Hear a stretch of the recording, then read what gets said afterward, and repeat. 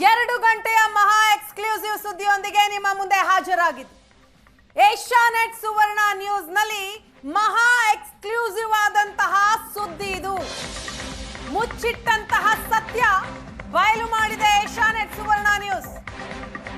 ಬುರುಡೆ gang ನಿಂದ ಸರ್ಕಾರಕ್ಕಾದಂತಹ ಮೋಸ. Asianet ಸುವರ್ಣ news ನಲ್ಲಿ ಬುರುಡೆ ಗ್ಯಾಂಗ್ ಷಡ್ಯಂತ್ರದ ಅತಿ ದೊಡ್ಡ ರಹಸ್ಯ ಇದು. ಮೇ 5ಕ್ಕೆ ಬುರುಡೆ ಗ್ಯಾಂಗ್ಗೆ ಛೀಮಾರಿ ಹಾಕಿತ್ತು ಸುಪ್ರೀಂ ಕೋರ್ಟ್.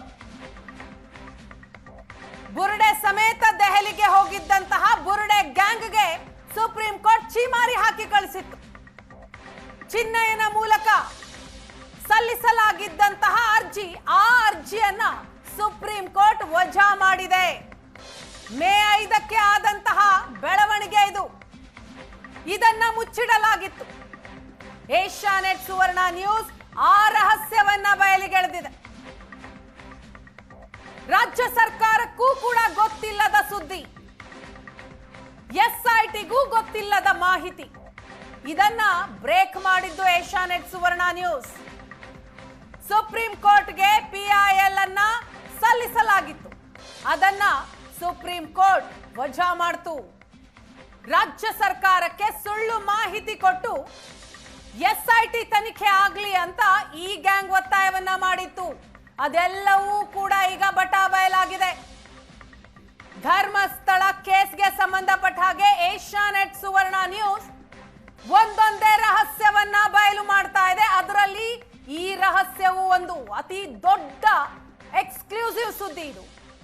ಬುರುಡೆ ಗ್ಯಾಂಗ್ ಮುಚ್ಚಿಟ್ಟಿದ್ದಂತಹ ಸತ್ಯವನ್ನ ಏಷ್ಯಾನೆಟ್ ಸುವರ್ಣ ನ್ಯೂಸ್ ಬಯಲು ಮಾಡ್ತಾ ಇದೆ.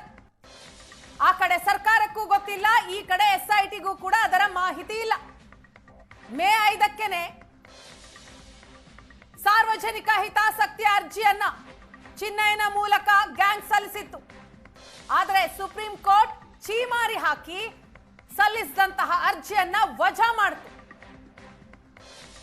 ಉನ್ನತ ಮಟ್ಟದ ತನಿಖೆಗೆ ಕೋರಿ ಸುಪ್ರೀಂ ಕೋರ್ಟ್ಗೆ ಅರ್ಜಿಯನ್ನ ಸಲ್ಲಿಸಲಾಗಿತ್ತು. ಕ್ಲಿಯರ್ ಆಗಿ ಕೋರ್ಟ್ ಹೇಳಿದೆ, ಇದು ಪಬ್ಲಿಕ್ ಇಂಟ್ರೆಸ್ಟ್ ಕೇಸ್ ಅಲ್ಲ, ಪ್ರೈವೇಟ್ ಇಂಟ್ರೆಸ್ಟ್ ಲಿಟಿಗೇಷನ್ ಇದು, ಪಬ್ಲಿಸಿಟಿ ಇಂಟ್ರೆಸ್ಟ್ ಲಿಟಿಗೇಷನ್ ಇದು.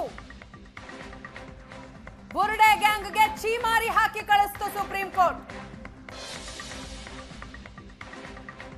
ಮೇ 5ರಂದು ಆದಂತಹ ಬೆಳವಣಿಗೆ ರಾಜ್ಯ ಸರ್ಕಾರದ ಗಮನಕ್ಕೂ ಇಲ್ಲ, SITಗೂ ಕೂಡ ಮಾಹಿತಿ ಇಲ್ಲ. ಸಂಚಲನವನ್ನ ಸೃಷ್ಟಿ ಮಾಡ್ತಾ ಇದೆ ಏಷ್ಯಾನೆಟ್ ಸುವರ್ಣ ನ್ಯೂಸ್ ಬ್ರೇಕ್ ಮಾಡಿದಂತಹ ಸುದ್ದಿ. ಬುರುಡೆ ಗ್ಯಾಂಗ್ನ ಮತ್ತೊಂದು ಸುಳ್ಳು ಬಯಲಾಗಿದೆ. ಇದನ್ನ ಬಯಲು ಮಾಡಿದ್ದು ಏಷ್ಯಾನೆಟ್ ಸುವರ್ಣ ನ್ಯೂಸ್. ಸುವರ್ಣ ನ್ಯೂಸ್ ಬ್ರೇಕ್ ಮಾಡಿದಂತಹ ಸುದ್ದಿ ಎಲ್ಲ ಚಾನೆಲ್ಗಳಿಗೂ ಕೂಡ ಬ್ರೇಕಿಂಗ್ ನ್ಯೂಸ್. ಬುರುಡೆ ಗ್ಯಾಂಗ್ನ ಮುಖವಾಡ ಸುವರ್ಣ ನ್ಯೂಸ್ ಬಯಲು ಮಾಡಿದೆ. ಬುರುಡೆ ಗ್ಯಾಂಗ್ ಸಲ್ಲಿಸಿದ್ದಂತಹ PIL ವಜಾ ಮಾಡಿತು ಸುಪ್ರೀಂ ಕೋರ್ಟ್. PIL ವಜಾ ಆಗಿದ್ದು ಗೊತ್ತಿಲ್ಲದೆ ರಾಜ್ಯ ಸರ್ಕಾರ ಈ ಕೇಸ್ನ ತನಿಖೆಗೆ ಅಂತ SITಯನ್ನ ರಚನೆ ಮಾಡಿತು. SIT ತನಿಖೆ ಎಲ್ಲಿಂದ ಎಲ್ಲಿವರೆಗೂ ಬಂತು ಅನ್ನೋದ್ರ ಪ್ರತಿಯೊಂದು ಇನ್ಫಾರ್ಮೇಶನ್ ಅನ್ನ ಏಷ್ಯಾನೆಟ್ ಸುವರ್ಣ ನ್ಯೂಸ್ ನಿಮ್ಮ ಮುಂದೆ ಇಟ್ಟಿದೆ.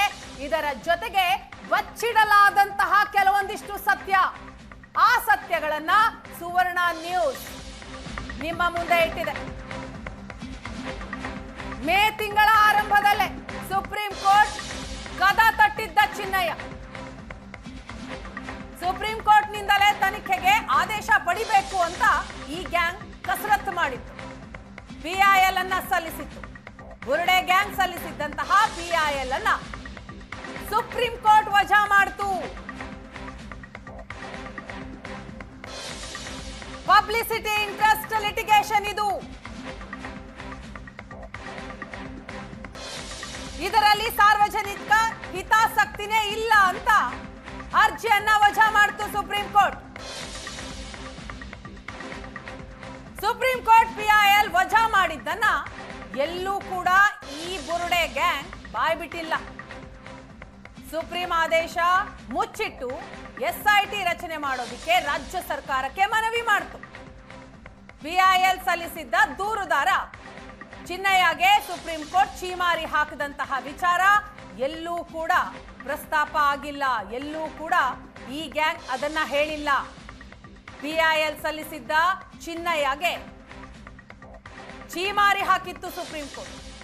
ಇಷ್ಟು ವರ್ಷ ತಡವಾಗಿ PIL ಅರ್ಜಿ ಸಲ್ಲಿಸಿದ್ದ ಚಿನ್ನಯ್ಯಗೆ ಸುಪ್ರೀಂ ಕೋರ್ಟ್ ತಪರಾಕಿ ಹಾಕಿ ಈ ಅರ್ಜಿಯಲ್ಲಿ ಎಲ್ಲೂ ಕೂಡ ಸಾರ್ವಜನಿಕ ಹಿತಾಸಕ್ತಿ ಇಲ್ಲ.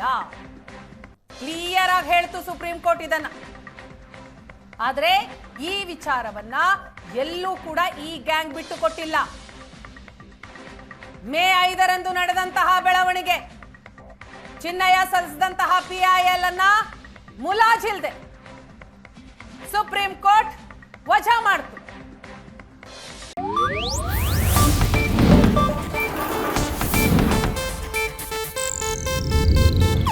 ಇದು ಏಷ್ಯಾನೆಟ್ ನ್ಯೂಸ್ ನೆಟ್ವರ್ಕ್ ಪ್ರಸ್ತುತಿ.